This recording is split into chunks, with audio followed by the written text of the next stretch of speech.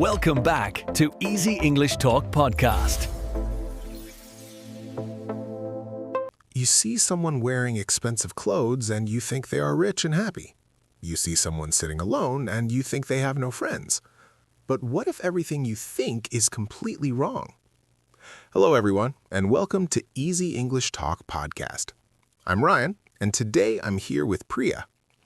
Today we're discussing why we judge people and how to stop doing it. Hi, everyone. Thank you for joining us. This topic is really important because we all do it. We judge people every single day without even noticing. Exactly. And here's why this matters to you. If you want better relationships, less stress, and more peace in your life, understanding judgment is the key. By the end of this conversation, you'll see people differently and feel lighter inside. That's right, because judgment doesn't just hurt others. It actually hurts us more than we realize. So let's dive into why we do this in the first place. So, Priya, why do we judge people so quickly? I mean, we don't even know them, but we make decisions in seconds. What's happening in our minds? Our brain is trying to keep us safe, Ryan. Thousands of years ago, humans needed to decide fast if someone was dangerous. So our brain learned to make quick judgments about people. Oh, so it's like a survival tool from the past. But we're not living in the jungle anymore. Why does our brain still do this? Because the brain doesn't know the difference between real danger and everyday life. It still uses the same old system to protect us. So when we see someone different, the brain says, be careful, judge them first. That makes sense, but it causes so many problems now. We judge someone by their clothes, their face, or how they talk, and most of the time, we're completely wrong. Absolutely. And here's the thing. We don't just judge strangers on the street. We judge our friends, our family, even ourselves. Right. And I think we judge ourselves the hardest. We look in the mirror and think we're not good enough. That's judgment too, isn't it? Yes, it is. And it's one of the most painful types. When we judge ourselves, we feel shame, guilt, and fear. And then we start judging others even more to feel better. So it's like a cycle that never ends. We judge, we feel bad, we judge more. How do we break out of this? First, we need to understand one simple truth. Every person you see is fighting a battle you know nothing about. That quiet person at work might be dealing with family problems. And that angry driver on the road might have just lost their job. We never know what's really going on in someone's life, but we act like we know everything. Exactly.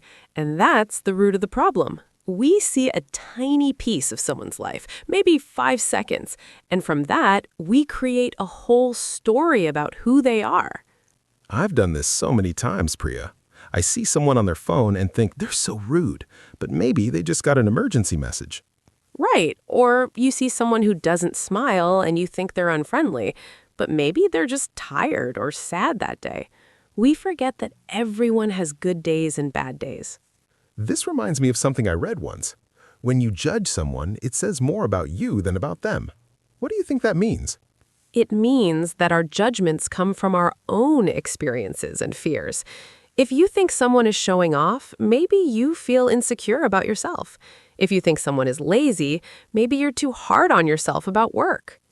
Oh, wow. So judgment is actually a mirror. It shows us what we're worried about inside. That's deep, and honestly a bit uncomfortable to think about. It is uncomfortable, but it's also freeing. Because once you see this, you can start to change. You can notice when you're judging and ask yourself why. Okay, so let's talk about solutions now. How can someone actually stop judging people? What's the first step? The first step is simple awareness. You need to catch yourself when you're judging someone. Just notice it without blaming yourself. So, like, if I think that person looks weird, I should notice that thought. I shouldn't feel guilty, just notice it. Is that right? Exactly, because guilt makes things worse. Just say to yourself, oh, I just judged that person. Then let it go and move on. That sounds easy, but I think it might be hard in practice. Our judgments happen so fast. How do we slow down enough to notice them? Practice, Ryan. It takes practice. At first, you might notice after the moment has passed, but slowly you'll start catching yourself in the moment. Okay, so awareness is step one. What comes after that? How do we actually change the way we think? Step 2 is curiosity instead of judgment. When you notice yourself judging, get curious instead. Ask yourself, I wonder what their story is. Oh, I like that. So instead of thinking they're so annoying, I think, I wonder why they're acting this way. That completely changes the feeling. It does, because curiosity is kind and open. Judgment is closed and harsh. Curiosity helps you see people as humans, not as problems. Can you give me an example of this in real life? Like a situation where someone could use curiosity? I want to make this practical. Sure. Imagine you're at a coffee shop. Someone cuts in front of you in line without saying sorry. Your first thought might be, wow, how rude. Yeah, I definitely think that. My brain would jump straight to, this person has no manners. Then what? Then you pause and get curious. Maybe they're in a huge rush because of an emergency. Maybe they didn't even see you because they're stressed or distracted. And maybe they're just having the worst day of their life. When I think about it that way, I feel less angry. I actually feel a bit of compassion. Exactly, and that's the shift we're looking for. From anger to compassion, from judgment to understanding. But Priya, what if someone is actually being rude on purpose? What if they really are a mean person? Should we still be curious and kind? That's a great question. Here's the thing. You don't need to accept bad behavior. You can still set boundaries and protect yourself. Oh, so it's not about letting people walk all over you, it's about not making assumptions about why they're doing what they're doing. Is that the difference? Yes, exactly. You can think, I don't like this behavior and I won't accept it. But you don't have to think this person is terrible and worthless. That makes sense. You respond to the action, not the person. You keep your peace inside even if you need to walk away or say no. Right, because when you judge the person, you carry anger and negativity with you. When you just respond to the behavior, you stay calm and clear. You protect yourself without damaging your own energy. I love that idea of protecting your own energy because judgment really does drain us, doesn't it? It makes us tired and negative. It absolutely does. Think about how you feel after spending time judging people. You feel heavy, annoyed, and disconnected. Yeah, and it doesn't feel good at all. But when I'm kind and open, even to strangers, I feel lighter. I feel happier inside. That's because kindness and curiosity give you energy. Judgment takes it away. So stopping judgment isn't just nice for others, it's a gift to yourself. Okay, so we've talked about awareness and curiosity. What's the third step? How do we go even deeper with this? The third step is practicing empathy. Empathy means trying to feel what another person feels. It means putting yourself in their shoes. So if I see someone who's angry, I try to imagine what might make me feel that angry. If I see someone who's sad, I think about times I felt that sadness. Is that empathy? Yes, exactly. It's about connection, not separation. When you judge, you separate yourself from people and think, I'm better than them. But with empathy, you think, I'm human, they're human, we're the same. We all feel pain, fear, joy, and hope. That really breaks down the walls, doesn't it? It does, and it makes life so much richer.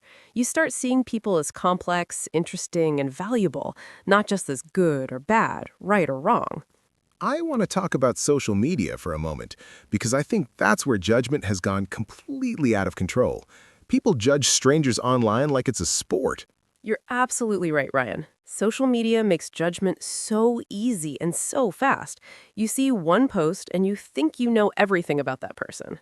And then people leave mean comments without thinking. They forget there's a real human being on the other side. Why does this happen so much online? Because there's no face-to-face connection. When you can't see someone's eyes or hear their voice, it's easier to be cruel. You forget they have feelings just like you. So, what's the solution here? Should people just avoid social media completely? Or is there a better way? You don't have to avoid it, but you do need to be more careful. Before you comment or judge someone online, pause. Ask yourself, would I say this to their face? That's a powerful question. Most of the time, the answer would be no. We're braver and meaner behind a screen. Exactly, and that's not real bravery. Real bravery is being kind even when it's hard. Real strength is giving people the benefit of the doubt.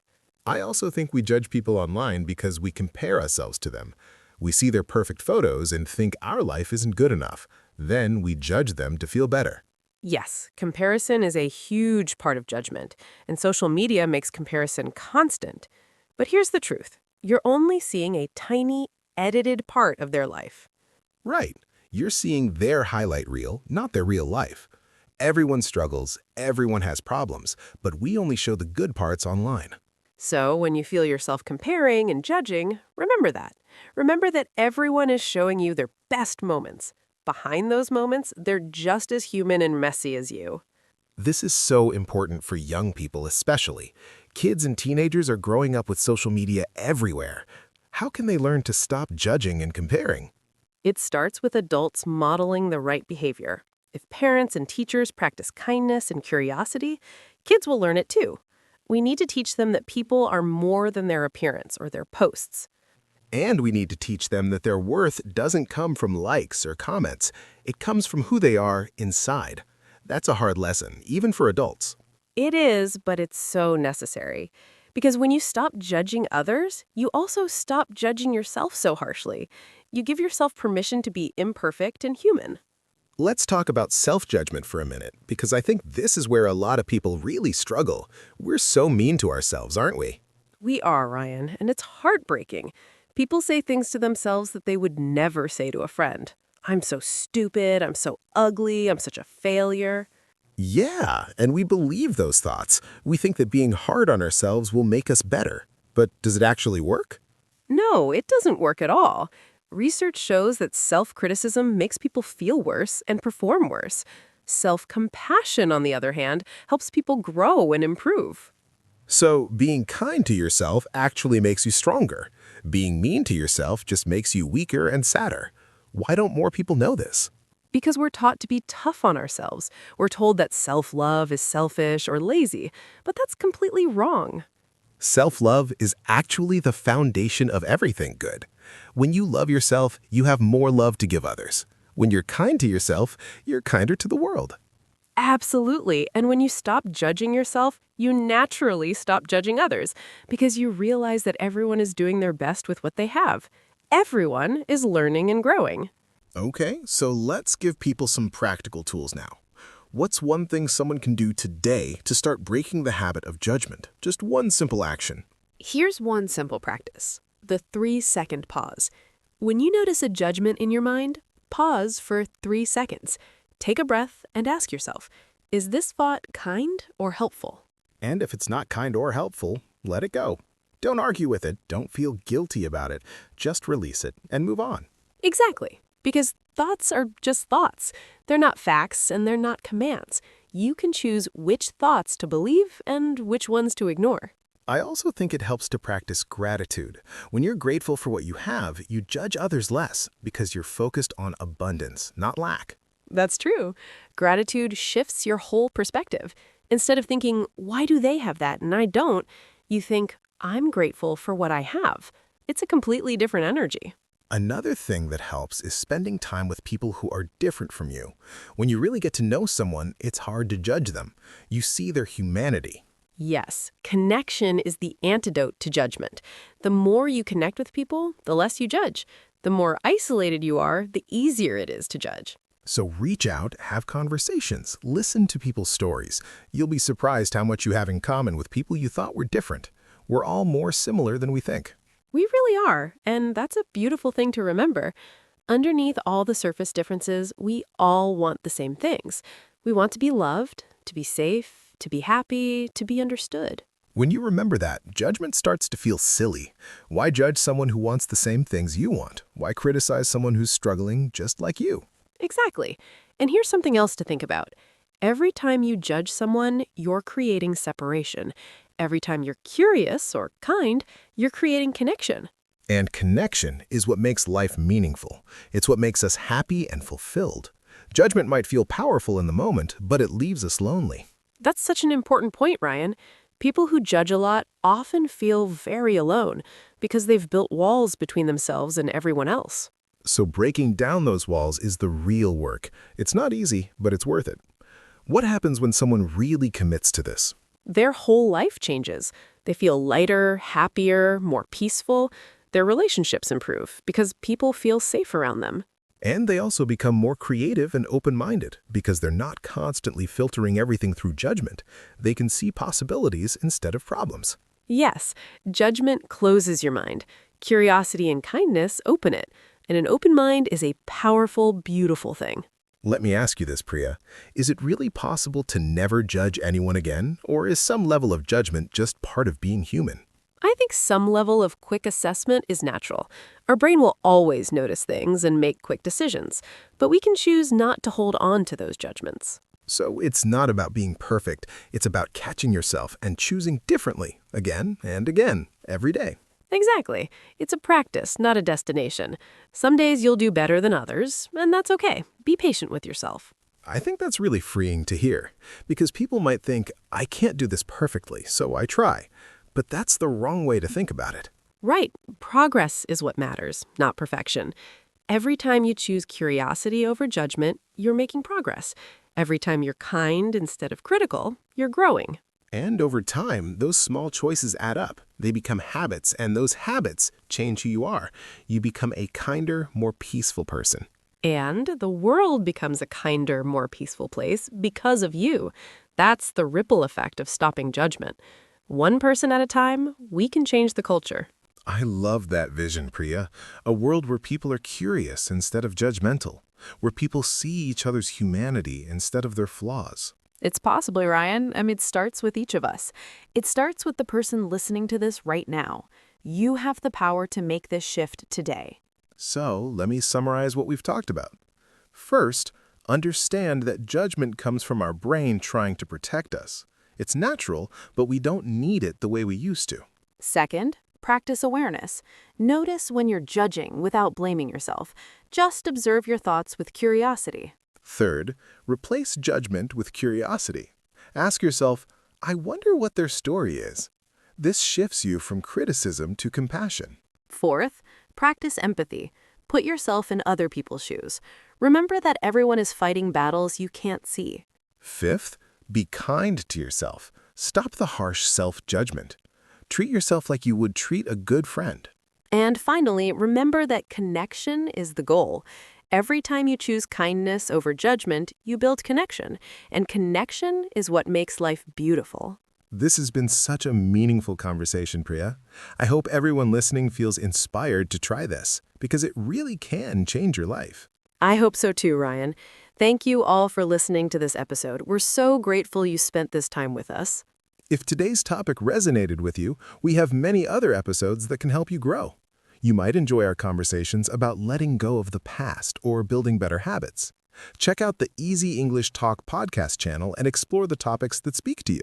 We're here to support your journey. Keep learning, keep growing, and most importantly, keep being kind. Take care, everyone.